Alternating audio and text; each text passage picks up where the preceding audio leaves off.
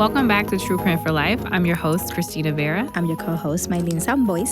Welcome back. Definitely excited to be able, I don't know if I'm excited. I think, I'm going to be honest. These are conversations that, thankfully we're in good company, just you and I. And so I think that's what always excites me, is just to be able to have these conversations with you. So this is like something, when we filmed this podcast, just for those that have been listening, I think it came so natural to Maylin and I because these are conversations that we would be having anyway. All the time. And we just happen to have a microphone and we can share our ahas with you. And so I always want to preface the fact that even though we're having these conversations and sometimes we may seem light about it, that it's just because that's in our nature to be like, oh, let me tell you about this. But, oftentimes it's also things that we are also navigating. And so even though they could be hard times and moments, we know that these are not permanent things. And so I'm grateful for that. And so today's topic is geared towards you're not behind, you're distracted. And so you need to go to YouTube. You have to see my face at that you're moment. not behind, you're distracted. So it's important to start here. And I think it ties into what we've been talking about the last few episodes. If you haven't listened to some of the episodes before this, I would encourage you to circle back because we've talked about boundaries. We've also talked about, how are you really evaluating how you're investing. So there's some different things that I think have kind of stacked up to this very conversation because I think a lot of people are walking around feeling late, they're feeling behind or feeling like they missed something. But the truth is that most people aren't behind. We are not behind. No. And I think that there's just oftentimes there is, whether it's a lack of inconsistency, lack of systems, as you've indicated in past episodes, but quite frankly, we're also very distracted. Limiting beliefs. Yes, limiting beliefs. And so I think a big part of the fastest way to feel behind is to constantly be looking at what other people are doing, constantly looking sideways as to what is everybody else doing, measuring your progress against someone else's timeline, thinking about feeling pressure because someone else looks further ahead or she looks like we started working out around the same time, but she looks small. But you don't know if she's taking Ozempic. You don't know if she's just has a medical condition. You don't know. But I think a big part of where we start to get in this stagnant phase and our progression stops is when we're constantly looking at what everyone else is doing, which causes us to stay in a space of being distracted. And then we can easily start to feel like, oh, dang, am I behind? Or am I not doing the things and moving the way that I'm supposed to be? And it's like, no, you're just too focused on what other people have going on. Yeah, and I think to your point, you don't know what that person is doing too. For example, the person working out, you don't know if that person's working out 5 a.m. every day. They're drinking water. They're not eating past 7. There's a lot of things. Their process is different than yours, right? And also the vision that has been given to us. Because I keep hearing about this in some of the videos that I'm listening to lately. You have a vision that was given to you. And then you're comparing yourself to somebody else that had a different vision than yours. Right? You also don't know how long that person has been working on something. Right. So for us, it's been over 15 years. There's people that have been doing this for longer than us that are not where we are. There's people that are doing this for longer that are ahead of where we are. So when you look at the spectrum, there's different places in the timeline. Yeah. So to your point, it's focus on where you are and where you want to go. And then what steps you need to take. There's a lot of distraction. I think the external, the political is a big distraction right now. And it's so heavy that you don't even think it. You may not even be paying attention to it, but your subconscious understands what's happening. And it's heavy. Right. It's heavy. Everything feels so heavy because of what's going on. And what's going on is a major distraction. Yeah, 100%. It's a distraction so you don't invest. If you look at what happened in 2020 and you look at what's happening now, to me it's pretty similar. Because, the stocks crashing and all those things, there is somebody making money in this situation. They're looking at what's crashing and they're going to invest in some things. I was listening to a video and she was saying, she's like, okay, well, look at look at where people are putting money in. Like, where is the government, what bills are coming out, where are they putting money in? That's what people are putting money in. And that's how they're making all this money. So we're here like stressed out because all the things that are happening. And there's people making trillions or billions of dollars right now. Right. Because they're locked in about making their money. So for us, as we're looking, feeling behind, sometimes you could feel behind if you're not where you want to be. And I think it's important to acknowledge that you're not where you want to be because you don't want to be delusional. Right. Like, oh, yes, I arrived. Did you arrive? Yeah. And if you haven't arrived, it's okay. There's millions of people that have not arrived. Yeah. But we're so smart. And I remember telling myself, I think in the kitchen this morning, maybe it was this morning, like, oh, I'm not there. Have I not decided to be there? Like, have I made the decision? Because a lot of the people get things when they make a decision. All the things we have done has been a decision. We're going to do this. Great. Let's do the things. We're going to do that. Let's do every program we have launched, the book, anything has been a decision that has been made. You know what I mean? And then we have taken the steps to achieve that.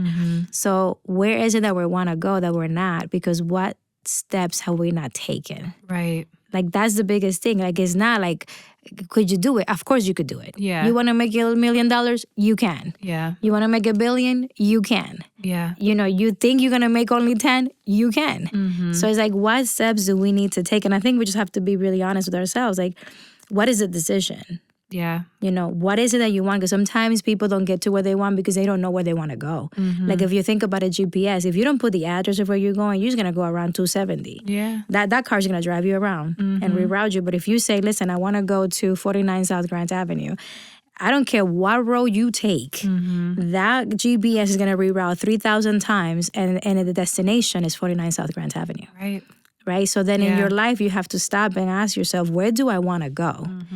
And then what steps should I take to get there? Then even if life like knocks you down, which it will, you still have that North Star where you want to go. Absolutely. So that's where I think my mind has been at a lot lately. I love that you said that because it's, to your point, like, be very clear about what is the destination. And, and it's understanding that it's not just one step. It's a habit, it's consistency of multiple steps. And, how easily, as we talked about comparison, comparison will have you abandoning your path to chase somebody else's. Right. That you have no business doing. Like, all of a sudden, you over here doing, I'll be seeing people do so many things. Like changing missions. I'm like, I thought you used to work out. Now you're making bakes. What are you doing? That was one like an example, right? No, like, this is just true. a crazy example. And not that you can't be versatile. You can't be versatile. That's not what we're saying. Like, have a baking business, have a lawn care business, but just own what it is the goal. Like, whatever the goal is. Like, you can't say you want, to be more healthier, and then you're not really putting in it can't be just the workout the one time and you eat right one day. Right. It's the constant steps that you're taking to live a healthier lifestyle. Now, if you're following, which will kind of tie me into something that we have to have a real honest conversation around, social media. Social media will create these false timelines of where folks think that they should be and need to be or should be doing or eating and so when you start to think about the distraction element of that, social media will have people thinking you should have it all figured out by a certain age. Success doesn't, success should happen fast. It should happen the same for everybody. And it should look like this. Exactly. And then everyone else is winning except you. Right. No, it's marketing. It's actually intentional. You are just floating. You're like, wow, they're going on vacation. Why am I not on vacation? So, and what we have to be careful about, and I say this because this is something I have to remind myself, like your phone, your computers, your Alexas in your homes, your Siris, like, they are listening to you. There is an entire world of organic companies that are just capturing what you Googled, the soundbite. And once they have that information, that is the cost of what you are giving folks access to your thoughts when you sign up for anything that's free. So let me be very clear. Nothing is free. Nothing. When you sign up for Facebook, Instagram, TikTok, YouTube, what you've actually exchanged is the ability for these corporations to have access to your algorithm, access to your searches, to your likes. If you think about the Alexas we have in our homes, Alexa is listening all day long. And the moment you say it is what prompts it to respond. But that is not just the only time it is listening. And so when you start to get advertising, oh, how did it know that I was looking for new sneakers? All of a sudden, you're getting all these videos on TikTok, YouTube, your commercial. Like I started researching workouts. I literally am listening to TD Jakes and I'm getting ads for different workout things. And it's in between the actual content that I was trying to watch. And so it's very, very, very, very critically important to ensure that we understand that what we're seeing on social media and online is curated intentionally to market us things that, these companies think we need. Highlights are not the full story. When you see a person's health journey go from this to suddenly he or she looks like that, that's a snippet of the entire process of what it took that person. But we instantly get in a headspace of like, I need to be doing more, or I'm not doing enough, or I'm not doing the right things, all because of what we've seen online, not understanding that the wins and the successes, you didn't see the behind the scenes of how folks got there. And so, understanding that there's processes and that we are instantly being marketed to day in and day out. Social media is one of the biggest traps if you're not careful and you're not going into it with the headspace that this is a tool. This is not a vision board of how you should live your life. Yeah, and I think the biggest misconception that we have told ourselves, because it is believable, is that we don't have time. We don't have time. But if you look at your phone usage, it will tell you how many hours you're on Instagram or on YouTube or whatever. So I don't feel like I can seriously say I don't have time. Right. Is that I am not prioritizing my time accurately to do what I needed to do. Right. Right. So like we don't have time, but when we decided to write a book, there was time. Yeah. To launch the book, there was time. Like, you know what I'm saying? Like to do all the things we do, there is time. So there is time. And I think you have to be honest with yourself and figure out how much time do you have? Did you only have 30 minutes? Great. Then use those 30 minutes. Some people say, I don't have time because I work a full-time job. That's true, but you have weekends. What are you doing on your weekends then if you want to have a business? And I don't think that everybody should have a business to be like a multi-figure business owner. I don't think that's true, but I do think everybody should have a business for tax purposes. So you may not have to be an entrepreneur in a way that you're going to have people working for you and all these things, because maybe that's not your jam. Like you love working, you like all these things. Great. That's fantastic. And don't let social media tell you otherwise, because that's another thing. Not everybody's meant to be an entrepreneur and do all of that. But you should have a business, because you build wealth by having a business, by having those deductions and taxes that people don't tell you about. So you should consider that. So now when you say, lack of discipline, I think I am starting to not see it as a lack of discipline, but actually there is a presence of a limiting belief. Because you can be trying to sometimes doing the things and taking the steps and you're still not seeing results. And it's because you may not believe that it's possible. So you have to ask yourself, and it's even not your fault. It's not your fault. If you have a limiting belief, that was put into you like when you were a baby. Because if you grew up in a house where there was poverty, or, what did you hear? Money doesn't grow on trees. There's no money for this. No, don't even ask. Sometimes if you grew up in my house, I knew not to ask for things because I knew the answer already. So why would I even ask? Yeah. Like I couldn't play sports. There was no money for that. I didn't even know sports was a thing. And not knowing that it cost, absolutely, my parents would not bring it up. Field trips, that was like a chance, if possible, right? Like there was a lot of things that I couldn't do growing up because we did not have the money. We didn't have the funds. So when you grow up like that, a lot of things now, even though you may not like say it, you feel it, right? So like sometimes I'm like, I cannot do this. I'm like, but why can you not do that? Mm-hmm. Like, why is it that you can't do that? Yeah. Like, what's stopping you from doing that? Or what's stopping you from making the money to do that? Mm-hmm. But we don't stop sometimes enough to ask ourselves, where is that belief coming from? Right. It came from our parents that did their best. They had way worse than what we had. Mm-hmm. So, like, they have limiting beliefs, but now we have those limiting beliefs. Yeah. And now we have to address the limiting beliefs. And it's not like, again, it's not your fault, but it is your responsibility. Mm-hmm. So a lot of the things that happen to us are not our fault, but they are our responsibility now to change.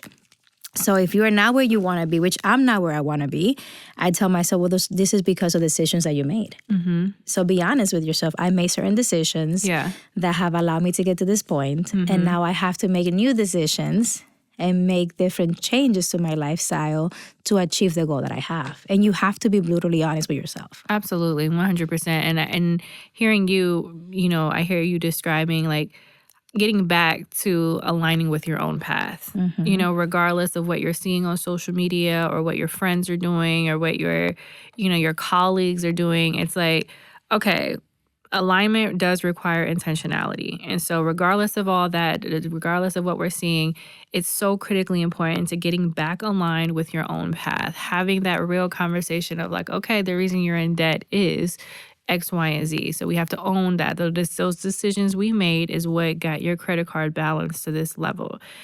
It is what it is. Now we have to make a conscious decision not to keep adding to that balance. And what is your plan to start tackling that debt and really thinking, does that less amount of this? Is that another job? Is that, like what exactly is the path forward? Is it a budget? Yeah, because, exactly. Is it a budget? Which goes back to kind of how we started this segment of really asking yourself, what is it that you actually want? What does this success look like for you? What pace is realistic for your life? Because you may not have time to, if you got a lot going on, adding another thing, because that's just, you have to be very, very careful to not overcrowd your capacity, your plate. And that's, I think understanding what you want, but understanding the pace that you are realistically can commit to that makes sense for your life. Because, and I'll use you as an example in this space, right? Jesus Christ, my whole fun, guys. Yes. Not in a bad way, but your pace of life has changed so drastically. So before, where you was like, you could sleep for 2 hours and go hard, for 21 hours. That ain't your reality no more. And so it's not that, certain things that you have as a priority. So going back to what you said earlier, like also understanding that some of your things that you've highlighted that you're like, oh, I got myself here. Those are like baby steps compared to some things that so like mountains versus peaks, right? And so understanding that, the things that you are navigating, it's possible that somebody, not that it makes it easy or it's less than of, but like giving yourself grace and saying like, have the real conversation, but don't overdo it. Like, don't beat yourself up. Yeah, have grace. Yeah, have grace. Yeah. It's like, okay, yes, I ran up my credit card bill. Yeah. And, so like, that's a real thing. When I look at that balance, I was like, Christina, you did that. And so like, sure did. What was the ROI on any of that? Nothing? Okay, fine. Well, there must be one. There right? has to be. Yeah, I would like to think I was, I have to go back and look through all my statements. But sometimes you're like, really? Like, none of this is worth all of this. Yeah, sometimes, like, right? What did I do? So it's just like you said, having that real like conversation with yourself. Okay, what is it? What do I need to change? But also having grace with yourself of creating a realistic pace that makes sense for your life. That doesn't mean you like, well, I'll put an extra $2 on it. Like that ain't going nowhere, especially if your interest rate is 29%. So you need to be realistic about what other loan or product options. I'm not a financial advisor, so please take this with a grain of salt. This is just what some of the things I've had to do to move a particular higher balance to a lower credit score or lower interest rate, because I was making large payments and I was like, dang, this balance ain't going nowhere. The interest is killing it. The interest was in the 20s. And I was like, Christina, you're never going to pay this off. And so you become, you become a slave to a debt because these products are not designed for you to carry over balances. Credit is really about making a purchase that you can pay off the next month. It's not about financing something, especially if you don't have that introductory APR of no interest, or it's not like a lower percentage. If you're on a variable credit card rate and your payment is at a higher percentile, you are paying literally just the interest. And so just being able to have a real conversation about where you are so that you can really start to create strategies that make sense for, your capacity and that are actually going to help you achieve your goals. And I think it's even saying no. Like, since young, I didn't master the credit card game. And, you change it to a lower interest rate. If you didn't really tackle the root cause of what made that card go up, that next card's going to go up too. I know, that's what Ken keeps saying. So now I'm not, listen, I have had discussions about this with previous partners, and I have made really good cases about it, but it is the truth. So now sometimes when I'm going to use my card, I was like, okay, well, why? Like, do I really need this? And I'd be like at the checkout and sometimes on my phone, and I stop at the checkout and get out quick. I'm like, get out. Just get out all the way out and don't purchase it. And that takes a lot. Like, I have had to do a lot of that because I knew I was making a mistake by adding more to my credit card. So now it's like, if I don't have the money, because you lie to yourself and you say, no, I'm going to pay it at the end of the month. You're not. Right. You're going to put something on it. You're going to put a little something on it to be in compliance. You're not going to do it. Right. And then before you know, now you have an amazing credit card high bill again. And I have had high credit card. Like, I'm not even gonna lie how much, like too much. And I told myself, you're not gonna do this again. And I have done it again. And then I have to start asking myself, like, why do I keep doing this? Like, and it's maybe because when I was younger, I could tell you, like, I didn't have enough. So now that I have this credit card, I was like, well, I should have what I didn't have before. And why not? What if I die tomorrow? Right? Like, okay, but no, I am alive. Yes.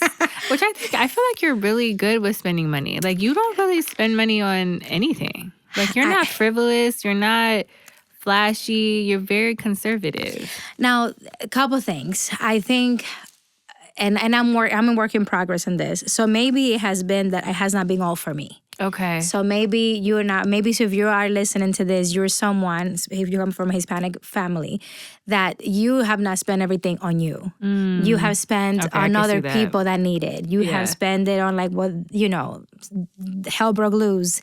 You are the savior, right? Because you made yourself the savior.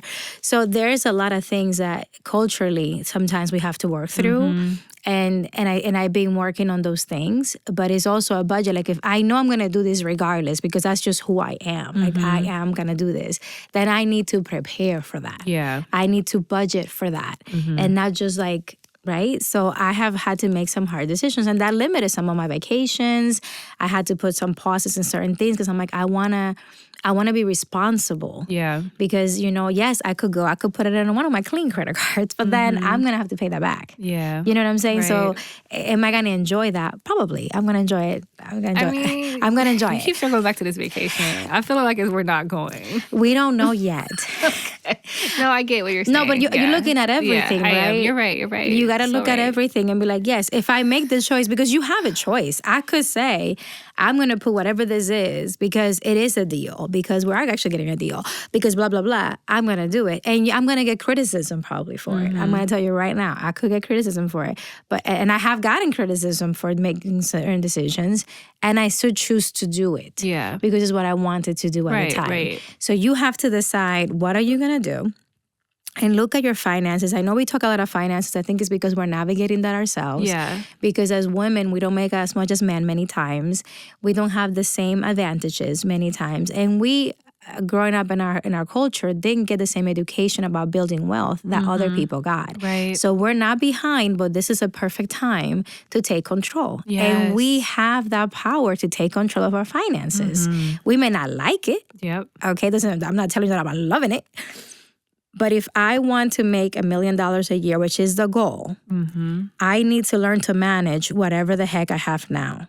Because if I make $1 million a year, I'm gonna spend $1 million a year. Because if you look at your finances, you may have been making a certain amount at one point. You will spend enough to that, and as you make more, you spend more. Right. Because you don't go and be like, well, I'm going to live in what I was living before and just save the extra. Very few people do that. Yeah. So now I have to tell myself, like, if this is the goal, can you control what you have and learn to manage what you have? So then God can give you more. I feel like, and this could be a limiting belief. This could be me looking at my reality. I have had conversations with God, like, I want you to test me. Oh, no, I don't have those conversations. And how don't test me on nothing. And how I will manage $1 million. Because you have given me how to manage other things. I would like to manage $1 million, but I'm also looking at how much work it is to manage what I have, right? And to manage the different things that I'm involved in. So I just want to make sure that before God gives me what I know He's going to give us, I want to feel like I am able to manage what I already have. And that I'm a good steward of what He's already giving me. God, I just want you to trust me. Don't test me. I promise you I'm going to do good things. I'm going to take care of the homeless. I passed my test. I passed my test. No more tests. I've been tested my whole life. No, but I know what you're saying. I 100%, and I agree. And so, getting back aligned might look like logging off more. Spending less, as Maylin indicated, really look at like how much time are you spending on social media? Because there's ways to track that. So that could look like you logging off more, spending more time creating than consuming, which I think is kind of what you're saying.